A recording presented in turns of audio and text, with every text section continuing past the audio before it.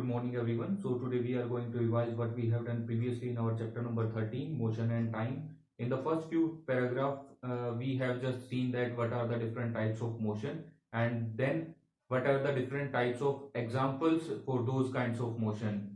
जो बेसिकली आपकी मोशन होती है तीन तरह की होती है. पहली जो होती है वो होती है आपकी रेक्टिलिनियर मोशन, लीनियर मोशन या स्ट्रेट लाइन मोशन जिसको बोलते हैं. Second one is circular motion. Third one is oscillatory motion या पीरियोडिक मोशन जिसको बोलते हैं. उसके बाद हमने कुछ एक एग्जांपल किए थे एक टेबल के थ्रू, और उन एग्जांपल्स में जैसे soldier in A march past, motion of child on A swing, तो ये कौन सी टाइप की मोशन के एग्जांपल हैं ये हमने चेकआउट किया था. इसके बाद नेक्स्ट हमने देखा था स्लो और फास्ट के बारे में. स्लो और फास्ट में क्या होता है कि सपोज कीजिए कि कोई भी पर्टिकुलर ऑब्जेक्ट है आपका, वो एक स्ट्रेट लाइन में मूव कर रहा है. In that case you can easily find out that which object is faster and which object is slower. तो अगर सपोज कीजिए बहुत सारे व्हीकल्स आपके सामने एक रोड के ऊपर चल रहे हैं, तो उस केस में आप इजीली ये फाइंड आउट कर पाओगे कि कौन सा व्हीकल आपका फास्ट मूव कर रहा है और कौन सा व्हीकल आपका स्लो मूव कर रहा है.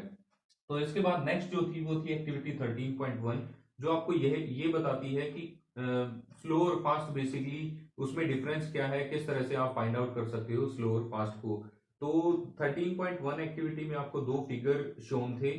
एक फिगर 13.1 और दूसरा फिगर था 13.2. उसमें कुछ व्हीकल्स आपको दिखाए गए थे. तो उन व्हीकल्स को देख के उन दो डायग्राम्स में आपको ये बताना था कि बेसिकली इनमें से कौन सा व्हीकल्स फास्ट मूव कर रहा है और कौन सा व्हीकल जो है वो स्लो मूव कर रहा है. तो उसमें एक जो ग्रीन कलर की कार आपने देखी थी वो सबसे ज्यादा डिस्टेंस कवर करती है. यूजुअली जो उसके साथ की जो कार है उनको वो पीछे छोड़ देती है सेकंड फिगर में. तो इस तरह से हम बोल सकते हैं कि वो जो कार है वो फास्ट मूव करती है. इसके अलावा उसी के पीछे एक छोटी सी कार है जो दिखाई गई है व्हाइट से कलर की, तो वो कार यूजुअली बहुत कम डिस्टेंस कवर करती है. दोनों फिगर में, दोनों डायग्राम्स में वो एक सेम सी पोजीशन के ऊपर रहती है. तो डिफरेंट टाइम इंटरवल्स पर ये जो फिगर दिखाए गए हैं उनमें आप कंपेयर करके इजीली फाइंड आउट कर सकते हो कि कौन सी व्हीकल जो है वो फास्ट मूव करती है और कौन सी व्हीकल आपकी स्लो मूव करती है. कुछ और एग्जांपल्स भी दिखाए गए थे इसमें जिसकी हेल्प से आप ये फाइंड आउट कर सको कि कौन सा ऑब्जेक्ट फास्ट मूव करता है, कौन सा ऑब्जेक्ट स्लो मूव करता है. तो if we will talk about that, suppose you are going to see off your friend at the bus stand, कि आप जो है अपने किसी पर्टिकुलर फ्रेंड को सी ऑफ करने जाते हो बस स्टैंड के ऊपर. तो आप बाइसाइकिल से जाते हो. तो कुछ टाइम के बाद जब बस स्टार्ट करती है तो उसी टाइम पे आप अपनी साइकिल राइडिंग को स्टार्ट करते हो. तो 5 मिनट तक आपको ये चेकआउट करना है कि उस बस ने ज्यादा डिस्टेंस कवर की है या फिर आपकी जो बाइसाइकिल है उसने ज्यादा डिस्टेंस कवर की है. As you know that bus is too fast then the cycle. जो बस होती है वो काफी फास्ट होती है साइकिल से. तो आप ये देखोगे कि 5 मिनट में डिस्टेंस बस ने ज्यादा कवर की है. तो हम बोल सकते हैं कि बस जो है वो फास्टर है as compare to the cycle. तो बस फास्ट मूव करती है साइकिल से. इसके अलावा एक और एग्जांपल इसमें लिया गया था कि सपोज कीजिए 100 मीटर रेस की हम बात करते हैं. तो यहां हमने क्या किया, 100 मीटर डिस्टेंस को फिक्स कर दिया. तो उस डिस्टेंस को शॉर्टेस्ट टाइम में जो कवर करेगा वो ही सबसे फास्ट होगा. दूसरे जो भी होंगे वो उससे स्लो होंगे. तो इस तरह से हम इजीली फाइंड आउट कर सकते हैं कि कौन सा पर्टिकुलर ऑब्जेक्ट फास्ट है, कौन सा स्लो है. प्रीवियस एग्जांपल में हमने टाइम स्लॉट को फिक्स किया था 5 मिनट, और उस टाइम स्लॉट में ये चेकआउट किया था कि किसने ज्यादा डिस्टेंस कवर किया. तो इस तरह से बेसिकली हम फाइंड आउट कर सकते हैं कि कौन सा जो आपका ऑब्जेक्ट है वो फास्ट है, कौन सा स्लो है. नेक्स्ट हमने डिस्कस किया था स्पीड के बारे में. तो स्पीड बेसिकली होती क्या है. अब यही जो दोनों मेथड हैं जो हमने अभी डिस्कस किए, इन्हीं के बेसिस पे हम स्पीड को फाइंड आउट कर सकते हैं किसी भी ऑब्जेक्ट के लिए. कि या तो हम टाइम स्लॉट को फिक्स कर दें, उसमें कौन ज्यादा डिस्टेंस कवर करता है वो फास्टर कहलाएगा, उसकी स्पीड जो है वो फास्ट होगी.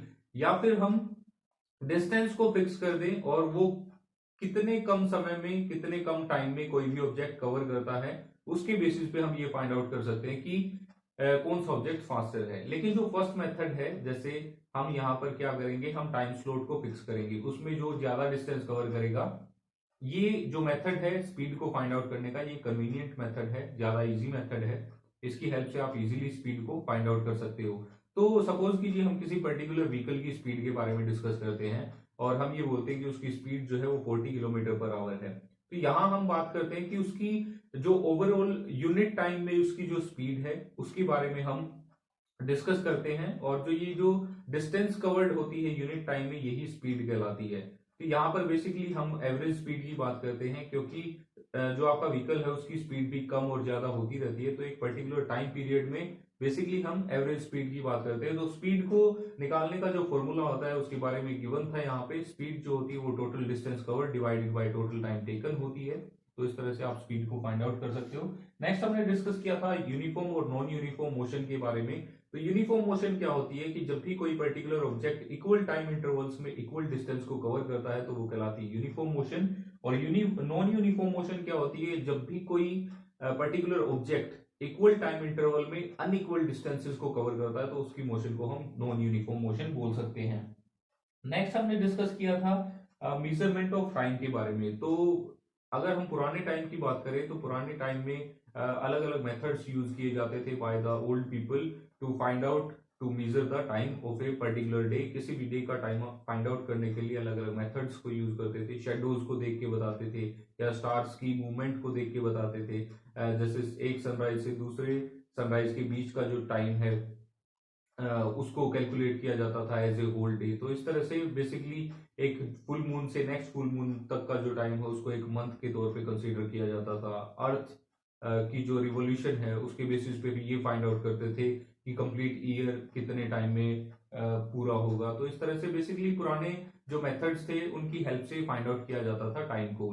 लेकिन आजकल हमें बहुत ही शॉर्ट टाइम पीरियड को फाइंड आउट करने की जरूरत होती है।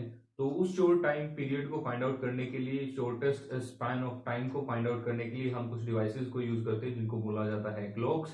तो यूजुअली इन ये जो क्लॉक्स होते हैं इनका जो सर्किट होता है काफी कॉम्प्लेक्स होता है, इनको डिजाइन करना काफी कॉम्प्लेक्स होता है, लेकिन सारे क्लॉक्स आपकी एक पीरियोडिक मोशन को शो करते हैं। पीरियोडिक मोशन का एक और सिंपल सा एग्जांपल है सिंपल पेंडुलम।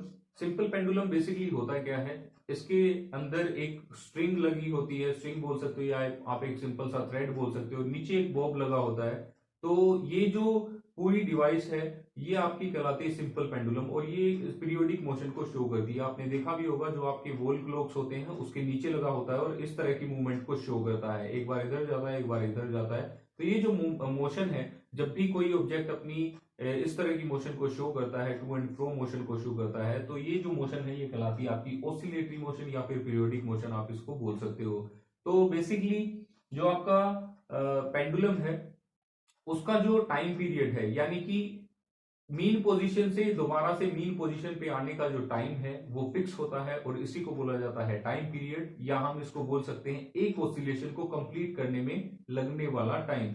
यानी कि टाइम पीरियड की डेफिनेशन बेसिकली होगी क्या कि time taken to cover one oscillation by simple pendulum is known as its time period. एक ऑसिलेशन को पूरा करने में जितना टाइम लगता है किसी भी सिंपल पेंडुलम का, वो उसका टाइम पीरियड कहलाता है। इसके अलावा हमने इसकी मीन पोजीशन के बारे में देखा था, जो सेंटर की पोजीशन होती है उसको मीन पोजीशन बोलते हैं, और जो ये मैक्सिमम डिस्टेंस कवर करता है लेफ्ट और राइट में वो इसकी कहलाती है एक्सट्रीम पोजीशंस।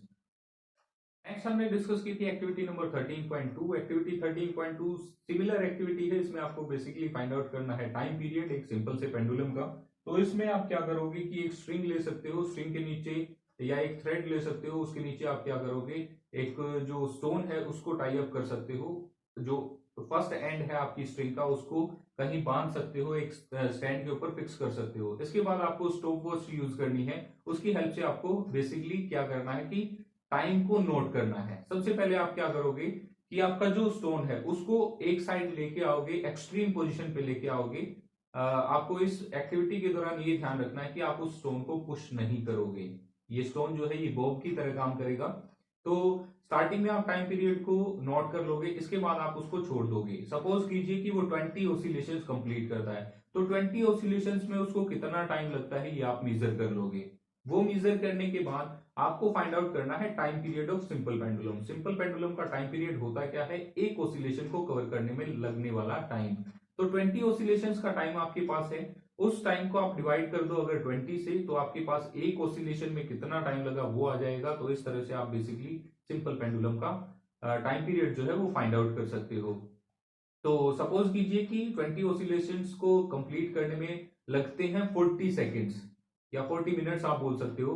तो अगर हम इसको डिवाइड करें 20 से तो आएगा 2 मिनट्स। तो जो 2 मिनट्स होगा वो होगा टाइम पीरियड आपके सिंपल पेंडुलम का, क्योंकि ये जो टाइम है ये उसको एक ऑसिलेशन कंप्लीट करने में लगता है। तो इस तरह से आप बेसिकली फाइंड आउट कर सकते हो किसी भी सिंपल पेंडुलम का टाइम पीरियड। नेक्स्ट हमने डिस्कस किया था unit of time and speed के बारे में।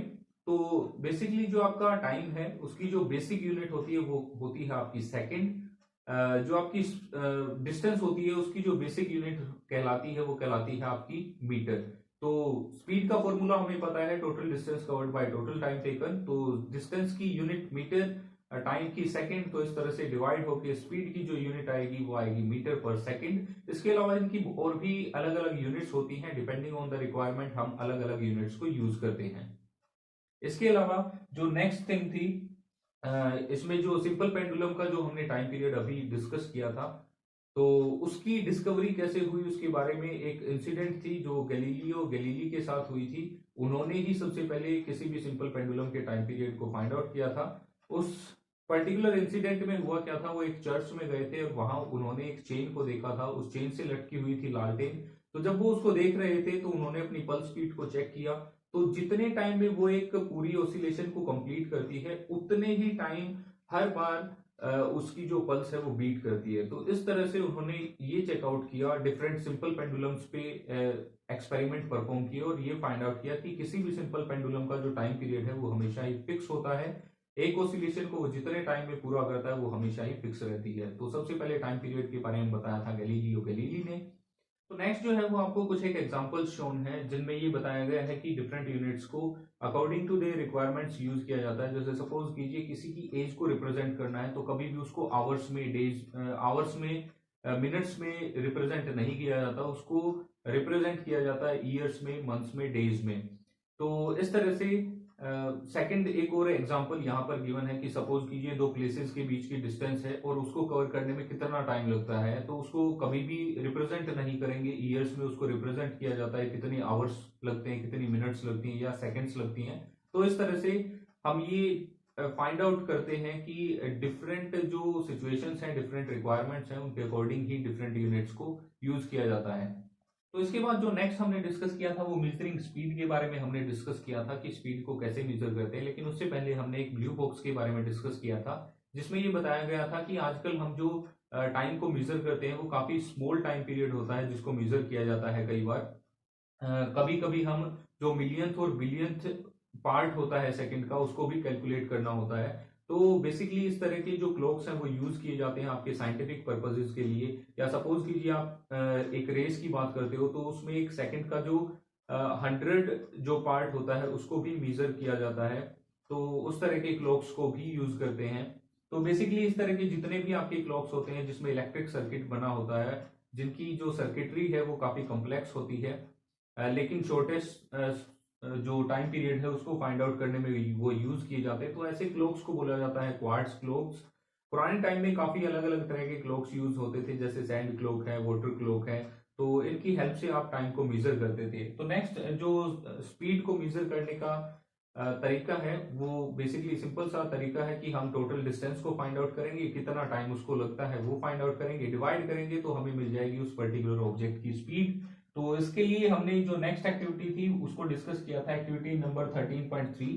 तो एक्टिविटी 13.3 में बेसिकली आपको क्या करना है, आपको एक लाइन जो है वो ड्रॉ करनी है with the help of chalk powder, आप इसको परफॉर्म कर सकते हो। उस लाइन को ड्रॉ करने के बाद आपको एक बॉल लेनी है, 1 से 2 मीटर की डिस्टेंस पे आपको खड़े हो जाना है और परपेंडिकुलरली उसको रोल करना है। जब आप उसको रोल करते हो तो आपको टाइम को मेजर करना है कब आपने रोल किया, कब वो बॉल जो है वो आपकी लाइन को क्रॉस करती है, उस टाइम को आपको नोट करना है और कितने टाइम के बाद वो आपकी रेस्ट पोजीशन में आ जाती है। तो उस लाइन से जब वो रेस्ट की तरफ रेस्ट पोजीशन में आती है तो उसके बीच की डिस्टेंस को स्केल से आप इजीली फाइंड आउट कर सकते हो, मेजर कर सकते हो। उसके बाद उसके बीच में उसको टाइम कितना लगा वो आपने स्टॉप वॉच की हेल्प से मेजर कर लिया होगा। दोनों को अगर आप डिवाइड करोगे तो आपको स्पीड मिल जाएगी उस पर्टिकुलर बॉल की। तो इस तरह से आप बेसिकली किसी भी पर्टिकुलर ऑब्जेक्ट की स्पीड को फाइंड आउट कर सकते हो। तो इसके बाद नेक्स्ट है कि सपोज कीजिए आपके पास स्पीड है किसी ऑब्जेक्ट की, टाइम टेकन है आपके पास, कितना टाइम उसने लिया, तो आप डिस्टेंस भी फाइंड आउट कर सकते हो कि कितनी डिस्टेंस उसने कवर की इस पर्टिकुलर टाइम पीरियड में। अगर आप दोनों को मल्टीप्लाई कर देते हो, in that case you will get the distance, आपको डिस्टेंस जो है वो मिल जाएगी। इसके अलावा नेक्स्ट हमने डिस्कस किया था स्पीडोमीटर और ओडोमीटर के बारे में। अगर आपने देखा हो व्हीकल्स के अंदर, बाइक के अंदर अगर आपने देखा हो या कार के अंदर आपने देखा हो, 2 मीटर लगे होते हैं अलग अलग। तो 1 मीटर जो है वो आपको स्पीड बताता है उस पर्टिकुलर व्हीकल की किसी पर्टिकुलर टाइम इंटरवल पे, तो वो कहलाता है आपका स्पीडोमीटर। जो भी आपका मीटर स्पीड को मेजर करता है किलोमीटर पर आवर में या दूसरी यूनिट्स में, वो कहलाएगा स्पीडोमीटर। इसके अलावा जो सेकंड मीटर लगा होता है वो ये फाइंड आउट करता है, ये बताता है आपको कि इस पर्टिकुलर व्हीकल ने कितनी डिस्टेंस को कवर किया है। तो जो मीटर आपका डिस्टेंस को कवर करता है, डिस्टेंस कवर्ड को शो करता है, वो कहलाता है आपका ओडोमीटर। लास्ट हमने डिस्कस किया था डिस्टेंस टाइम ग्राफ के बारे में। तो डिस्टेंस टाइम ग्राफ को बेसिकली यूज किया जाता है किसी भी ऑब्जेक्ट की स्पीड को फाइंड आउट करने के लिए किसी भी पर्टिकुलर टाइम इंटरवल पे। अगर किसी पर्टिकुलर टाइम पे हमें किसी ऑब्जेक्ट की स्पीड को निकालना है तो हम डिस्टेंस टाइम ग्राफ की हेल्प से इजीली फाइंड आउट कर सकते हैं। तो इसमें एक सिंपल सा एग्जांपल लिया था पहेली, और जो पूछो है वो एक पिकनिक के ऊपर जाते हैं, उससे रिलेटेड जो ओडोमीटर की रीडिंग है वो आपको शोन है अलग अलग टाइम इंटरवल पे, और वो कितने डिस्टेंस को कवर करते हैं ये भी शोन है। तो उसके बेसिस पे क्वेश्चन ये था कि 9:45 पे उनकी जो डिस्टेंस है वो कितनी होगी। तो सपोज कीजिए हम डिस्टेंस और टाइम का ग्राफ जो है वो शो करते हैं, वो बनाते हैं। तो उस डिस्टेंस टाइम ग्राफ में एक तरफ आप डिस्टेंस लोगे, दूसरी तरफ आपको टाइम लेना है। तो उसके बाद आपको जो मेथड है उसको फॉलो करना है, किस तरह से आप ग्राफ जो है वो बना सकते हो। तो उसके लिए पहले तो आपको पता होना चाहिए कि अलग अलग टाइप के जो ग्राफ है वो कौन से होते हैं, ग्राफ किसको बोलते हैं। जो भी पिक्चोरियल रिप्रेजेंटेशन होती है आपके गिवन डाटा की, उसको बोला जाता है ग्राफ। तो ग्राफ जो है ये कई तरह के आपके हो सकते हैं। बार ग्राफ हो सकते हैं, अगर आप रिलेटेड इंफॉर्मेशन को बार्स की फॉर्म में शो करते हो तो बार ग्राफ कहलाएगा। लाइन की फॉर्म में शो करते हो तो लाइन ग्राफ कहलाएगा। सर्कुलर परसेंटेज की फॉर्म में शो करते हो तो आपका पाई चार्ट कहलाता है। तो इस तरह से आप बता सकते हो। तो किसी भी ग्राफ को रिप्रेजेंट करने के लिए, डाटा को रिप्रेजेंट करने के लिए जो लाइन ग्राफ यूज किया जाता है उस पे आपकी 2 मेन लाइंस होती हैं। एक कहलाती है आपकी एक्स एक्सिस जो हॉरिजॉन्टल होती है, और जो वर्टिकल होती है वो कहलाती है आपकी Y axis. X O X dash point होते हैं उस पे Y O Y dash point होते हैं। ओ जो पॉइंट है वो ओरिजिन होता है। तो एक्स एक्सिस पे राइट हैंड साइड आपकी जो है इस तरफ वो आपकी पॉजिटिव वैल्यूज होती हैं, और उसी तरह से वाई एक्सिस पे ऊपर की तरफ आपकी पॉजिटिव वैल्यूज होती हैं। तो इस पूरे चैप्टर में हमने सारी जितनी भी क्वांटिटी यूज की है, जैसे टाइम है या आपकी स्पीड है या डिस्टेंस है, वो सारी यूजुअली आपकी पॉजिटिव होती हैं। तो हम केवल जो ये वाला कॉर्नर होता है, जो दोनों लाइंस की इस तरफ का कॉर्नर होता है जिसमें केवल पॉजिटिव वैल्यूज शो की जाती हैं, उसको यूज करते हैं ग्राफ को बनाने के लिए। तो इसके बाद हम क्या करते हैं, 2 लाइंस जो है वो ड्रॉ करेंगे जो गिवन टेबल थी आपकी पहली बूझो की, और उसके बाद जो है जो डिफरेंट पॉइंट्स है उसके लिए हम स्केल को डिसाइड करते हैं कि 1 सेंटीमीटर कितने डिस्टेंस को या कितने टाइम को रिप्रेजेंट करता है। डिफरेंट पॉइंट से हम परपेंडिकुलर डालते हैं एक्स एक्सिस पे भी और वाई एक्सिस पे भी, जहां पर वो दोनों मीट करते हैं उन पॉइंट्स को हम निकाल लेते हैं। फाइनली उन पॉइंट्स को ज्वाइन किया जाता है और आपके पास जो डिस्टेंस टाइम ग्राफ होगा वो आ जाएगा। उसकी हेल्प से अगर आप 9:45 पे प्रीवियस एक्टिविटी की डिस्टेंस को निकालते हो तो वो 70 किलोमीटर निकलेगी यहाँ पर, अगर आप इसको चेकआउट करते हो तो। लास्ट हमने डिस्कस किया था points to remember to choose a scale on a graph. किसी भी ग्राफ के लिए स्केल को चूज करना बहुत इंपॉर्टेंट होता है। तो उसके लिए कुछ पॉइंट्स थे, वो पॉइंट्स बेसिकली 3 पॉइंट थे जिनको आपको देखना होता है कि ताकि आपका जो ग्राफ है वो मैक्सिमम पार्ट जो है आपके पेज का उसको कवर करे। इसके अलावा सारी की सारी जो वैल्यूज हैं वो अच्छे से आप उसके ऊपर डिफाइन कर सको, मेजर कर सको। बेसिकली इसलिए आपको कुछ पॉइंट्स रिमेंबर करने होते हैं। तो कौन से पॉइंट हैं, सबसे पहले तो आपको क्या करना है कि जो मैक्सिमम और जो मिनिमम वैल्यूज हैं उनके बीच का गैप आपको चेक करना है कि आप इजीली उसको रिप्रेजेंट कर पाओगे या नहीं। इसके बाद जो इंटरमीडिएट वैल्यूज हैं क्या वो सारी की सारी आपकी आ सकती हैं या नहीं आ सकती हैं आपके पेज के ऊपर, आपके ग्राफ के ऊपर, ये आपको चेकआउट करना है। और लास्ट पॉइंट था कि आपको इस तरह से ग्राफ को ड्रॉ करना है कि आप मैक्सिमम पार्ट जो है आपके ग्राफ का उसको यूटिलाइज कर पाओ, ताकि आपका ग्राफ जो है वो सही से बने और कोई भी जो मेजरमेंट उससे करनी है, कुछ भी आपको फाइंड आउट करना है तो आप इजीली उससे फाइंड आउट कर सको। So that was all about chapter number 13। Thank you and have a nice day.